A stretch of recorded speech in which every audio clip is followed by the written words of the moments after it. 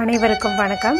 இந்த பதிவில் நம்ம எதை பற்றி பார்க்க போகிறோன்னு தெரிஞ்சுக்கிறதுக்கு முன்னாடி மறக்காமல் நம்ம சேனலை சப்ஸ்கிரைப் பண்ணிக்கோங்க. பக்கத்தில் இருக்கிற பெல் பட்டனையும் கிளிக் பண்ணிவிட்டு ஆளுங்கிற ஆப்ஷன் கொடுத்துட்டிங்கன்னா நான் போடுற வீடியோக்கள் எல்லாமே மிஸ் ஆகாமல் நோட்டிஃபிகேஷனில் வந்துடும். இந்த பதிவு மிகவும் முக்கியமான பதிவு. தீராத கஷ்டங்களில் நீங்கள் சிக்கி தவிக்கிறீங்க அப்படிங்கும்போது இப்போ நான் சொல்லக்கூடிய எளிமையான இந்த ஒரு தீபத்தை மட்டும் நீங்கள் உங்களுடைய வீட்டில் ஏற்றி பாருங்கள். கண்டிப்பாக அற்புதமான பல நல்ல மாற்றங்கள் வந்து ஏற்படும். மேலும் கடன் பிரச்சனையில் சிக்கியிருக்கிறீங்க, எதிரி தொல்லைகளில் அவதிப்பட்டுருக்கிறீங்க, அடிக்கடி ஏதாவது ஒரு நோய்வாய்ப்பட்டுட்டே இருக்கிறீங்க அப்படிங்கும்போதும் இந்த ஒரு பரிகார தீபம் உங்களுக்கு கைமேல் பலன் கொடுக்கும் அப்படின்னே வந்து சொல்லலாம். சரி, இது என்ன அப்படின்னு பார்க்கறதுக்கு முன்னாடி வருகின்ற சனிக்கிழமை நமக்கு ஏப்ரல் மாதத்திற்குண்டான அபிஜித் நட்சத்திரம் வருது. இந்த முறை பார்த்திங்கன்னா நமக்கு பகல் பொழுதில் தான் வருது. ஈஸியாகவே வந்துட்டு எல்லோரும் வழிபாடு மற்றும் பரிகாரங்கள் வந்து செய்யலாம். ஏன்னா ஒரு சில நேரங்களில் அது நைட்டில் வரும், அப்போ நம்ம எந்திரிச்சு பண்ணிகிட்டு இருக்கிறது கஷ்டம். இந்த முறை நமக்கு இந்த சனிக்கிழமை நாளில், அதாவது பெருமாளுக்குரிய சனிக்கிழமை நாள்லேயே வர்றது ரொம்ப சிறப்பு அப்படின்னே சொல்லலாம். ஏற்கனவே இது குறித்து 2 பதிவுகள் போட்டிருக்கிறேன். ஒன்று பார்த்திங்கன்னா ஒரு குறிப்பிட்ட இலையில் வந்து தீபம் ஏற்றுங்க, இதன் மூலமாக நினச்ச காரியமும் நடக்கும், அதே போல் கோடி கோடியாக பணம் சேருன்னு சொல்லியிருப்பேன். அடுத்து இன்னொரு பரிகாரம் வந்து தங்கம் சேருவதற்கு. அது சாதாரணமாகவே சனிக்கிழமை நாளில் செய்யலாம். இருந்தாலும் அபிஜித் நட்சத்திரமும் நமக்கு பகல் பொழுதுலேயே வர்றதுனால, சனிக்கிழமையாகவும் இருக்கிறதுனால அந்த மாதிரி பண்ணுறது ஸ்வர்ண தோஷத்தை நீக்கி தங்கம் வந்து மலமலன்னு சேர வைக்கிறதுக்கு உதவும். இது வரைக்கும் நீங்கள் அந்த வீடியோக்கள் பார்க்காம இருந்தீங்கன்னா எண்டு ஸ்க்ரீனில் லிங்க் கொடுக்குறேன், மறக்காமல் செக் பண்ணி பாருங்கள். கூடவே இன்றைக்கி வெள்ளிக்கிழமை நாளாக இருக்குது இல்லையா, இன்றைக்கி வந்து அடகு வச்ச நகையை மீட்டெடுக்கக்கூடிய பரிகாரம் செஞ்சிங்கன்னா உங்களுக்கு சீக்கிரமாகவே நகை மீட்பதற்கான வழி வந்து கிடச்சிருங்க. இது குறித்தும் நம்ம சேனலில் பதிவு இருக்குது, அதனுடைய லிங்க்கையுமே கொடுக்குறேன், பார்த்து பயன்படுத்திக்கோங்க. அடுத்து வெள்ளிக்கிழமை நாள் அப்படின்னாவே கல்லுப்பூ பரிகாரம் நம்மளுடைய சேனலில் வந்து கட்டாயம் இடம்பெறும். அதன்படி இன்றைக்கி செய்ய வேண்டிய கல்லுப்பு பரிகாரம் குறித்து ஒரு பதிவு வந்து இருக்குது. இப்போ மொத்தம் பார்த்திங்கன்னா நான் 4 பதிவுகள் சொல்லியிருக்கிறேன். 4னுடைய லிங்க்குமே எண்டு ஸ்க்ரீனில் கொடுக்குறேன், பார்க்காதவங்க பார்த்து பயன்படுத்திக்கோங்க. சரி, இப்போ இந்த பதிவை தொடர்ந்து பார்க்கலாம். இன்று ஏப்ரல் மாதத்தின் 10ஆம் தேதி, பங்குனி மாதத்தின் 29ஆம் தேதி, நிறைஞ்ச வெள்ளிக்கிழமை. வெள்ளிக்கிழமைங்கிறது மகாலட்சுமி தாயார் வழிபாட்டுக்கும் அவங்களை அதிபதியாக கொண்ட சுக்கிர பகவான் வழிபாட்டுக்கும் ஏற்ற ஒரு நாள் அப்படின்னு வந்து சொல்லலாம். அதுவும் இது பங்குனி மாதத்தில் வரக்கூடிய கடைசி வெள்ளிக்கிழமை. நம்ம சேனல் பொறுத்த வரைக்கும் எப்போதுமே தமிழ் மாதத்தின் முதல் வெள்ளிக்கிழமைக்கும் பிரத்யேக பதிவுகள் உண்டு. அதுலேயும் வளர்பிறை வெள்ளின்னு அதுக்கு தகுந்த மாதிரி சொல்லுவேன். அதே போல் கடைசி வெள்ளிக்கிழமைக்கும் வந்துட்டு சொல்லுவேன். இந்த முறை நமக்கு இந்த கடைசி வெள்ளிக்கிழமைங்கிறது ஒரு சிறப்பான சேர்க்கையோடு தான் வந்திருக்குது. அது என்ன அப்படின்னு பார்த்தீங்கன்னா, இன்றைக்கி நமக்கு பங்குனி மாதத்திற்குண்டான தேய்பிறை அஷ்டமி வந்து இருக்குது. இந்த தேய்பிறை அஷ்டமி அப்படிங்கிறது காலபைரவர் வழிபாட்டுக்கு உகந்த ஒரு திதி அப்படின்னு வந்து சொல்லலாம்.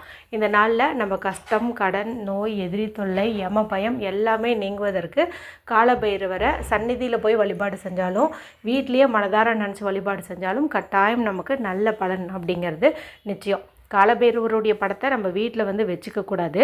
அதனால் நீங்கள் ஏற்றக்கூடிய தீபத்து சுடர்லேயே காலபைரவர் ஆவாகனம் செய்ய சொல்லி நீங்கள் வேண்டிக்கலாம். இல்லைனா சிவபெருமானுடைய அம்சம்தான் காலபைரவர் அப்படிங்கிறதுனால வீட்டில் சிவபெருமான் படம் வச்சுருந்திங்கன்னா அதை பார்த்தே நீங்கள் வந்துட்டு வழிபாடு வந்து செஞ்சுக்கலாம். ஆனால் உங்கள் ஊரில் சிவபெருமான் கோவில் இருக்குது அப்படிங்கும்போது நீங்கள் இன்றைக்கி அங்கே போயிட்டு அங்கே இருக்கக்கூடிய காலபைரவர் சந்நிதியில் வழிபாடு செய்கிறது இன்னும் அதிகப்படியான பலனை வந்து கொடுக்கும். வாய்ப்பு கிடைக்கிறவங்க மிஸ் பண்ணாமல் பயன்படுத்திக்கோங்க. இந்த தேய்பிறை அஷ்டமி திதியானது நேற்றே வந்து நமக்கு தொடங்கிடுச்சுங்க, இரவு வந்து தொடங்குச்சு. இது பார்த்திங்கன்னா இன்று இரவு 8:59 வரைக்கும் வந்து இருக்குது. ஸோ இப்போ நான் சொல்லக்கூடிய இந்த ஒரு தீபம் ஏற்றக்கூடிய முறையும் நீங்கள் வந்துட்டு இந்த டைமுக்குள்ளே தான் வந்துட்டு செய்யணும். அதாவது 8:59 அப்படிங்கிறதுக்குள்ளே வந்து செய்யுங்க. இது தீபம் ஏற்றக்கூடிய முறை அப்படிங்கிறதுனால சுத்தமாக இருக்கிற பெண்கள் மட்டும்தான் இது செய்யணும். பீரியட்ஸ் டைமில் செய்யக்கூடாது. அதே போல் அசைவம் சாப்பிட்ருந்தீங்க அப்படின்னாலும் செய்யக்கூடாது. இந்த ஒரு தீபத்தை நீங்கள் வீட்டிலையும் ஏற்றலாம், கோவில்லையும் ஏற்றலாம். நல்ல பலன் அப்படிங்கிறது கிடைக்கும். அதே போல் இந்த தீபத்தை நீங்கள் இப்போ காலையில் 10:30 12 மணி இந்த டைமுக்குள்ளே கூட ஏற்றுவது விசேஷமான பலனை வந்து கொடுக்கும். இப்போ நீங்கள் எல்லா வேலையும் முடிச்சிட்டிங்க, குளிச்சிட்டிங்க, சுத்தபத்தமாக தான் இருக்கிறீங்க அப்படிங்கும்போது டக்குன்னு கூட நீங்கள் 12 மணிக்குள்ளே இந்த தீபத்தை வந்து ஏற்றி வைக்கலாம். ஏன்னு பார்த்தீங்கன்னா இந்த 10 to 12ங்கிறது வெள்ளிக்கிழமை நாளில் ராகு காலம். சரிங்களா, தேய்பிறை அஷ்டமியை பொறுத்த வரைக்கும் நம்ம ராகு காலத்தில் வழிபாடு செய்கிறது அதிகப்படியான பலனை வந்து கொடுக்கும். ஸோ முடிஞ்சால் வந்து இந்த டைமுக்குள்ளாரையே வந்துட்டு பண்ணுங்கள். அப்படி அந்த டைமை ஃபாலோ பண்ண முடியல, மேலும் அந்த டைமுக்கு மேலே தான் 12 மணிக்கு மேலே தான் இந்த வீடியோ எங்கள் கண்ணில் பட்டுச்சு அப்படிங்கும்போது நீங்கள் இரவு 8 மணி 59 நிமிஷத்துக்குள்ளார எப்போ வேணாலும் வந்துட்டு இந்த தீபத்தை ஏற்றி வைக்கலாம். இப்போ நடுவில் நமக்கு 3 மணிலேருந்து 4:30 வரைக்கும் யமகண்டம் இருக்குது. அதை மட்டும் நீங்கள் ஸ்கிப் பண்ணிவிடுங்க. தேய்பிறை அஷ்டமி திதியில் நம்ம ராகு காலத்தில் தீபம் ஏற்றலாம், ஆனால் யமகண்டத்துலலாம் வந்துட்டு ஏற்றிட்டு இருக்கக்கூடாது. ஸோ ஏற்ற மாதிரி இருந்துச்சு அப்படின்னா காலையில் 10:30லேருந்து 12க்குள்ளே ஏற்றுங்க, இல்லைன்னா இரவு 8 மணி 59 நிமிஷத்துக்குள்ளார ஏற்றுங்க. நடுவில் வரக்கூடிய 3 to 4:30 யமகண்டத்தை மட்டும் ஸ்கிப் பண்ணிவிடுங்க. சரி, இப்போ இந்த பதிவை தொடர்ந்து பார்க்கலாம். இதுக்கு நமக்கு தேவையானது அப்படின்னு பார்த்திங்கன்னா, ஒரு காலியான மண்ணகல் வந்து எடுத்துக்கோங்க. ஆல்ரெடி யூஸ் பண்ணியிருந்தாலும் பரவாயில்ல, அது வந்து எடுத்துக்கோங்க, சுத்தம் பண்ணிக்கோங்க. மஞ்சள் குங்குமம் வந்து இட்டுக்கோங்க. இப்போ இதில் வந்துட்டு நல்லெண்ணெய் வந்து ஊற்றிக்கோங்க. கண்டிப்பாக வந்து நல்லெண்ணெய் தான் ஊற்றணும்.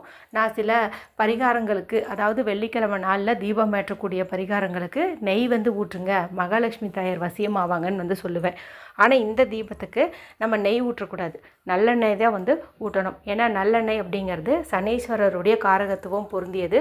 நம்ம வாழ்க்கையில் ஏற்படக்கூடிய மிகப்பெரிய கஷ்டங்களுக்கு சனியினுடைய தாக்கம் வந்து காரணம் அப்படின்னே வந்து சொல்லலாம். மேலும் சனி பகவானுடைய குரு தான் காலபைரவர் அப்படிங்கிறதுனால நம்ம பைரவருக்காக ஏற்றக்கூடிய இந்த தீபத்தில் நம்ம சனியின் ஆதிக்கம் கொண்டு இந்த நல்லெண்ணெய் பயன்படுத்துறது அப்படிங்கிறது வந்து சிறப்பு. இதை வந்து ஊற்றிக்கோங்க. அடுத்தது வெள்ளை நிறத்துலையோ சிவப்பு நிறத்துலையோ ஏதாவது ஒரு சின்னதாக காட்டன் துணி வந்து எடுத்துக்கோங்க. 2 கலரில் எதை வேணாலும் நீங்கள் வந்து எடுத்துக்கலாம். இப்போ இதில் நீங்கள் எண்ணி 27 மிளகு வந்து வைங்க. இப்போ மிளகு வைக்கிற விலைக்கு 27 வச்சோம்னா கட்டுப்படி ஆகாது அப்படின்னு நினச்சிங்கன்னா 9ங்கிற எண்ணிக்கையில் வந்து வைங்க. சரிங்களா? ஒன்றா 9 வைங்க, இல்லைன்னா 27 வைங்க. இந்த 2 எண்ணிக்கையில் ஒரு எண்ணிக்கையில் நீங்கள் வந்துட்டு வைக்கணும். நல்லா அந்த துணியில் எங்களுடைய கஷ்டம் போகணும், கடன் போகணும்னு சொல்லிக்கிட்டே வந்துட்டு வச்சுருங்க. இப்போ இதை சின்னதாக ஒரு முடிச்சு மாதிரி வந்து கட்டி வச்சுக்கோங்க. இப்போ இந்த முடிச்சியை நம்ம அந்த நல்லெண்ணெய் அகல் விளக்கில் ஊற்றி வச்சோம் பாருங்கள், அதில் அப்படியே கொஞ்சம் நேரம் வச்சுருங்க. அது நல்லா வந்து அப்சர்வ் பண்ணிட்டோம். அதன் பிறகு இதை நீங்கள் அப்படியே வந்து ஏற்றி வைக்கிறது தான் வேலை. சரிங்களா? இப்போ வந்துட்டு இதை அப்படியே ஏற்றி வச்சுருங்க. இப்போது இந்த தீபத்தை வந்துட்டு நீங்கள் பார்த்த மாதிரியே வந்து உட்காந்துட்டு உங்களுடைய கஷ்டங்கள் எல்லாம் தீரணும்னு மனதார காலபைரவரை வேண்டிக்கோங்க. இப்போ கோவிலில் ஏற்றுனீங்கும் போது அங்கேயே காலபைரவர் இருப்பார், நீங்கள் அங்கே பார்த்து கூட வேண்டிக்கலாம். இப்போ வீட்டில் ஏற்றும் போது நம்ம அந்த தீபத்தை பார்த்தே வந்துட்டு வேண்டிக்கலாம். இப்போ பார்த்திங்கன்னா மிளகெல்லாம் வெடிக்க தொடங்கும். இது வெடிக்க வெடிக்க உங்களுடைய கஷ்டங்கள் எல்லாமே வந்து தவிடுபொடி ஆகும் அப்படின்னே வந்து சொல்லலாம். இந்த மாதிரி மிளகு தீபம் ஏற்றுவதை தொடர்ந்து 11 தேய்பிறை அஷ்டமி செஞ்சோம் அப்படின்னா நல்ல பலன் கிடைக்கும் அப்படின்னு வந்து சொல்லுவாங்க.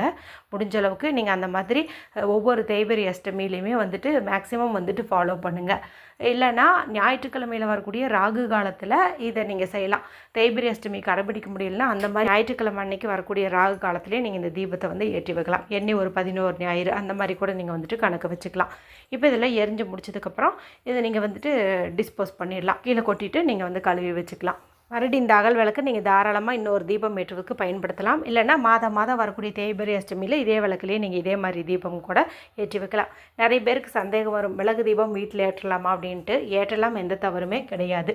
கோவில்லையும் ஏற்றலாம், வீட்டிலையும் வந்து ஏற்றலாம். இப்போ இந்த தீபமெல்லாம் ஏற்றி முடிச்சிட்டிங்க இல்லையா? இன்னொரு நல்ல விஷயத்தையும் பண்ணிடுங்க. 10 ரூபா கொடுத்து ஒரு பிஸ்கட் பேக்கெட் வாங்குங்க. கோதுமையினாலான பிஸ்கட்டாக இருக்கணும். அதாவது வந்து இந்த சாக்லேட் பிஸ்கட்டு, க்ரீம் பிஸ்கட்டு இது மாதிரி வந்து இருக்கக்கூடாது. மேரிகோல்டு, பார்லேஜி இந்த மாதிரி கோதுமையினாலான பிஸ்கட் பேக்கெட் ஒரு 10 ரூபாய்க்கு வாங்கி வீட்டில் சிவபெருமான் படத்துக்கு முன்னாடி வச்சுருங்க. இப்போ கோவிலுக்கு போனீங்கன்னா காலபைரவர் பாதத்தில் கூட இந்த பிஸ்கட் வந்து நீங்கள் வச்சிடலாம். வச்சுட்டு கும்பிட்டு முடித்த பிறகு உங்களுடைய கர்ம வினைகளும் கஷ்டங்களும் நீங்கணும்னு சொல்லி வேண்டிக்கிட்டு கோவிலுக்கு வெளியில் இருக்கக்கூடிய தெருநாய்களுக்கு நீங்கள் இதை வந்துட்டு தானமாக கொடுத்துடலாம். இப்போ வீட்லேயே வச்சு கும்பிட்றவங்க வீட்டுக்கு வெளியில் தெருநாய்கள் இருக்கும் இல்லையா, அங்கே வந்துட்டு நீங்கள் போட்டு விட்டுருங்க. இது பார்த்திங்கன்னா சீக்கிரமாகவே உங்கள் வாழ்க்கையில் நல்ல பல மாற்றங்களை வந்துட்டு ஏற்படுத்தி தந்துடும். ஸோ மறக்காமல் இந்த 2 விஷயத்தையும் இரவு ஒரு 8 மணி 59 நிமிஷத்துக்குள்ளார பண்ணிவிடுங்க. வீடியோ பிடிச்சிருந்தால் மற்றவங்களோடையும் ஷேர் பண்ணுங்கள், லைக் பண்ணுங்கள். மற்றும் ஒரு பயனுள்ள பதிவில் உங்களை சந்திக்கிறேன். நன்றி, வணக்கம்.